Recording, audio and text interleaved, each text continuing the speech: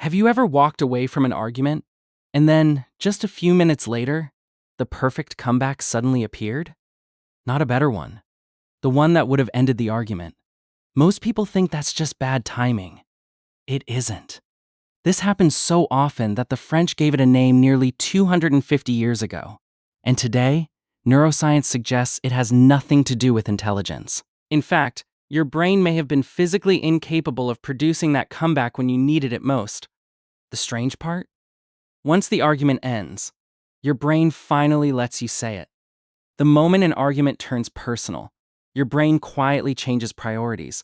It stops trying to win the argument and starts trying to protect you, not from the words, from what it believes is a threat. Your heart beats faster, your attention narrows, your thoughts become noisy. And while you're desperately searching for the perfect reply, the very part of your brain responsible for clear thinking begins to lose control. Ironically, the harder you try to think, the harder thinking becomes. Your brain has two jobs. One helps you survive. The other helps you think.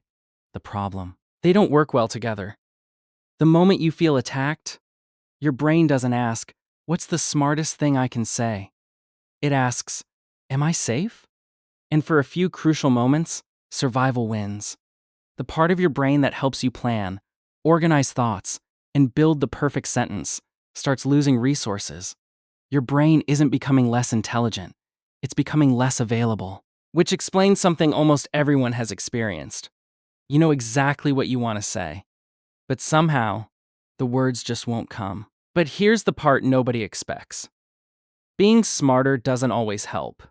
Sometimes, it makes this even worse. Researchers have found that people with stronger working memory can actually choke harder under pressure, because the very system they depend on is the first one stress begins to shut down. The comeback didn't disappear. Your brain simply couldn't reach it. And the moment the pressure disappears, the words come flooding back, almost as if they'd been there all along. The French even have a name for it: l'esprit de l'escalier, the wit of the staircase, that perfect comeback that arrives only after you've already walked away. But maybe it didn't come too late. Maybe your brain was doing exactly what it evolved to do. Hundreds of thousands of years ago, thinking faster wasn't what kept you alive. Reacting faster did. Your brain wasn't built to win arguments. It was built to survive them. And maybe that's why the perfect comeback doesn't arrive when the argument ends. It arrives when your brain finally realizes the fight is over.